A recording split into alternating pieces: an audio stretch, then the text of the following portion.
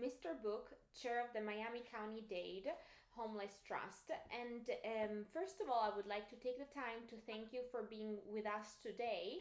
And then I would love if you could share with us your experience. And during the coronavirus emergency, your organization is taking care of homeless people. Could you please give us some more details on how you're helping them and what you're doing exactly?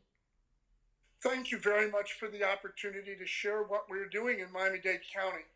So we started 9 weeks ago, first of all, by trying to take and remember you have unsheltered homeless that are living on the streets, and then you have those that are in shelters. And we had two different strategies for both. First of all, we did in three different languages, English, Spanish, and Creole, so that we were meeting if you will, the ethnic makeup of our community from a language barrier perspective. And we put out this material that was an attempt to educate people early, 9 weeks ago, about social distancing. How close can you be to each other? And while 6 foot was the distance, we were using 6 to 10 feet. Remember that if you're living on the streets, most of them are clustered. If you're living in a shelter, you're in close proximity. So the key was for the 2,500, almost 2,600 people we have in shelters, the little over 1,000 we have on the streets, social distancing, social distancing, social distancing. The second part of that message, all printed, and I would say to you that in 9 weeks, our staff was on the streets. We have 476 individuals that work within the continuum in our various shelters and our outreach teams. We were handing out hand sanitizer, we were handing out sanitizing wipes, and we were handing out masks for people. And some of them got them as much as 25, 35, 50 times that they got those materials. On the streets, in addition to that, about a week and a half, about 10 days ago, we started aggressively testing the homeless population on the streets, in the shelters. In the shelters, the challenges were different. In the shelters, it was they had some personal hygiene, habits that most people on the streets didn't have.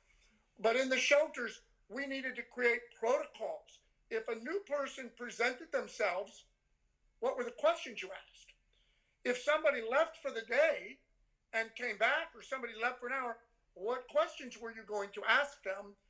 You had to be certain that if they were quarantined, but yet came in contact with somebody, they needed to be away from the population for another 14 days.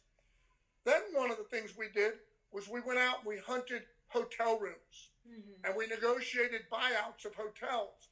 I have almost 700 hotel rooms, and we've been putting all the senior citizens, if they were on the street and they would come off the street and go into a hotel room, we put them in.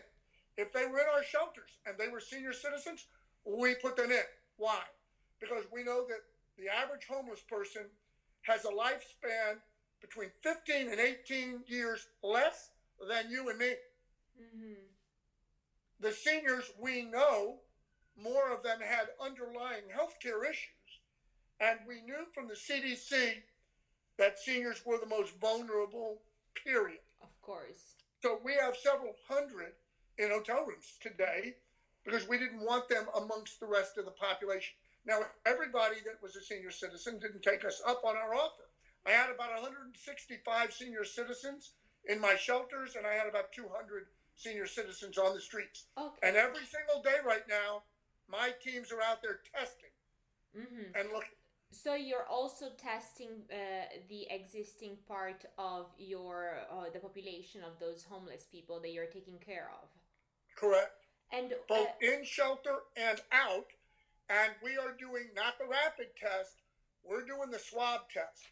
The swab test is far more accurate. It is the only test that the FDA has said is a real, true, proven test. It doesn't mean the rapid test where they prick your finger and you get a little blood. that those don't work. But the problem with those rapid tests, you could have been infected today and tested tomorrow, and because the antibodies didn't build up, you tested negative when you were really positive. And now you're walking around thinking you're germ-free and you're infecting other people. Of course. That's why we only do the swab test. Understood. Thank you for that. And how many people are you taking care of? Well, we have over 8,000 in our continuum. That includes about 2,600 in shelters, about 1,070 on the streets, and the others are in some form of housing, and they're getting services from us. But they're in housing. And does that include children? Yes, ma'am. Okay. And so, for example, we have a shelter called Lotus House. Lotus House has over 500 people. They only take women and children. That's it. Okay, great. And are you operating only in the Miami-Dade County or also in other counties nearby? No, we're known as the Miami-Dade County Homeless Trust. We only operate in Miami-Dade. We try to help other people, but we only operate in Miami-Dade. And the money we operate with, we have a food and beverage tax in Miami-Dade County. And we generate about $27 million a year from that. And we get another 35, 40 million from the federal government. Our budget's about $65, $66 million this year to take care of the population. How can people get in touch with you? Those that are in need, how can they contact you? Well, first of all, phone number for the Homeless Trust is 305 375 1490 or 1491, and email they can send it to me personally, Ron at rlbookpa.com. They can call my executive director. Her name is Vicki Millette, 786-251-8324.